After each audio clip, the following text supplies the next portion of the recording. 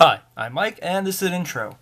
Alright, what I got here is going to be a little different than my last video, if only because my last video was me making an ass of myself. Dear God, I didn't realize how bad that thing looked until I posted it. I am so going to look into better ways to make video game videos, because the one I did, that was sad. But yeah, this is going to be the 3 cards out of the new block, Tarkir.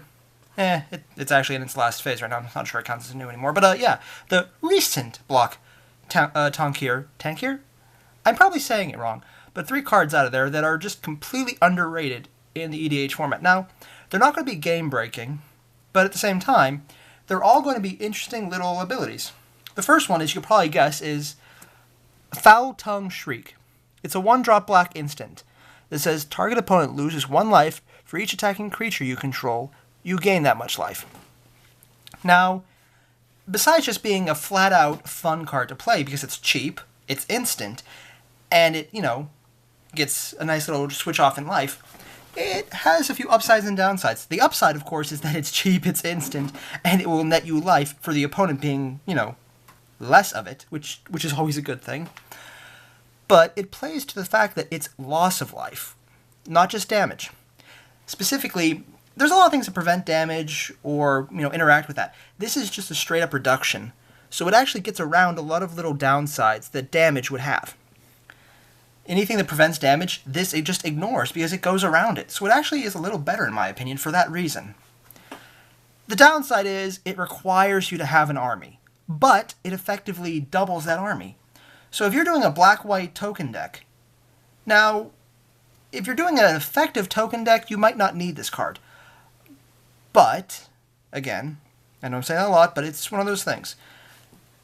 In this deck, it's a 1-drop at instant speed that could easily double your effective power, and this goes off well before damage. It's attacking. You can technically kill someone before they block. So if someone has a deal where they don't take damage, and I actually have a 5 card that says, if you control a permanent of each color, you don't take damage. This card says, I don't care, you lose. Because it ignores that, and it's based on that. It is a very good card because not only is it situationally useful, but just the sheer life gain you will get off this is also very effective. Not to mention, you swing at one person, they lose life. Let's see, target opponent. So you don't even have to kill the right person. If you have multiple players, you swing all out at one person and kill them, but prior to that you use this and you knock out the other person because, it's effectively double the fun. Well, not quite. For them, it's actually quite terrible, but for you, it's awesome. The next card up, let's see. Skywise Teachings. Let's see if I can get a better... Okay, that works. 4-drop enchantment. Whenever you cast a non-creature spell, you may pay 2. Colorless and a blue. If you do, put a 2/2 blue Dijin monk creature token with flying onto the battlefield. Now, I don't like this as a 4-drop, but in EDH that's not nearly as big a deal as any other format. The upside is, for example, a deck like my, Narset, where she has no creatures in it except for her. If I ever cast anything, this will work. And if I have any mana left over, this will work. And I could easily start playing out a massive amount of creatures. And that will always work. This card just offers you so much mobility to defend yourself when you just would not be able to beforehand. Not to mention the added utility of you're going to be doing something that you need. And this buys you a lot of leeway because they can't just swarm you because you're a creatureless deck. Now, of course, this card only works with non-creature cards. So if you're doing like an Animar deck, this is probably the absolute worst choice you can run, or anything that relies on creatures.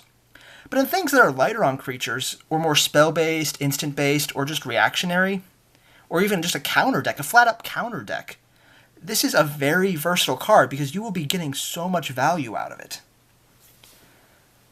And, 2 for a 2/2 flyer isn't bad. The fact that it's flying means you might actually win the game based on this. Now, in EDH, if you're winning based on this, you've been doing something really wrong because that is honestly painful. But this will buy you time, and it will add a nice little backdrop to whatever strategy you have. You're going to probably really help yourself by having this out. And just 2 mana is not a huge investment. There's cards that tax them that hurt more. And this is a small tax that you add onto yourself, and you get more than your value out of it. I mean, a 2/2 flyer for 2 is not bad. I mean, a 3-drop could get that. I mean, a 1-drop if it's amazing. But for 2, that's a worthwhile investment. And to know you will always have it, which is always going to be around. And if nothing else, someone has to waste a kill spell on this thing. Or dissolve spell, because it's an enchantment. I think that makes it worthwhile.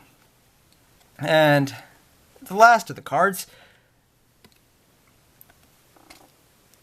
Salamgar Sorcerer. I probably said that wrong, but this guy's a 3-drop. He's basically the cost of a cancel, which is ironic, or probably intentional, because he is a cancel. When Salamgar Sorcerer exploits a creature, counter target creature spell. Now, he's not as good as a cancel because it's creature spells. That said, this is a 2/1 human wizard with flash, flying, and exploit. Okay, first off, 2/1 flash flyer. Right there, that's nice defense. That is really nice defense. At the drop of a hat, you can instantly get this guy in there to block some big scary flyer that you don't have guys for. The exploit, though, when this creature enters the battlefield, you may sacrifice a creature. That means, especially during, let's say, blocking, or any time where you know someone's going to die, or even when you want to sack someone so that it can't be stolen, which is a huge thing in EDH now that the only way to really get rid of a general is to steal it. This guy comes in, you can sack someone to him, and you get to counter target creature spell. That's a lot of really interesting options. So, let's see, how would he work best? Well, for me, I would put him in my Animar deck. The big thing about Animar is he's very light on control, but he's very creature-oriented. This guy offers me the option of having counterspells in a deck without any counterspells. Now, sure, it's only creature spells, but there's a lot of creatures I want to counter, like any general out there, probably. And if I can bounce them to my hand, I might be able to reuse the counter frequently. And that right there, the threat of that, might be as valuable as the card itself. Now, let's think of it the other way. He's a flashing flyer. That's not bad either. Honestly, this guy is just... I wish it said counters target spell, but if it did, this would probably be rare, and it would probably be god-awful expensive. As it stands, though, it's just a useful card. It's not broken, because you have to sacrifice a creature, but at the same time, there are a lot of reasons and a lot of ways where you might want that creature to die. Or even if you just have a blue-red combo going where you steal someone, and when they do something, you just sack their creature. There's a lot of ways to make this valuable. But the simple fact is, it's very useful.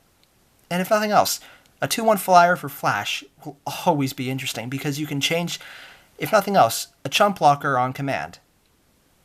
It's just useful for that very reason. The fact that it can also, if you choose, you can exploit and do the counter, and thank God it's a may, not a must. It just makes it so much more interesting because it can do a lot of fun things. The only thing I wish is if it had some way to bounce itself back to its hand. I have a card somewhere, I can never seem to find it, that's from Time Spiral, which should say something about what I'm about to say, that bounces itself back to your hand when you cast a spell. And when it enters, with Flash, it's a creature by the way, it will counter-target activated ability. That's, honestly, I think kind of broken, because it lets you recast it. This guy doesn't have that, but unlike Time Spiral, this block isn't nearly as crazy, stupid, insane with some of the things they've printed. That said, which I've probably said a few times, so I've probably said a few things, actually, but yeah, I think he's worthwhile. So yeah, these are the 3 cards I think should be given a much bigger role in EDH than they already are. That's a terrible fanning, but eh. Foul-Tongued Shriek, the 1-drop black, Salamgar Sorcerer, 3-drop blue, and Skywise Teaching, 4-drop blue. Huh. I am starting to see a pattern that blue and black cards out of the new set are probably some of my favorites. Weird. Usually it doesn't go that way. Whatever. But yeah, these are just 3 of the cards. If I find any others that I think are rather versatile and really good to use in EDH, I'll probably bring them up. But for now, these are the 3. Hope you enjoyed. If you have any suggestions, leave a like.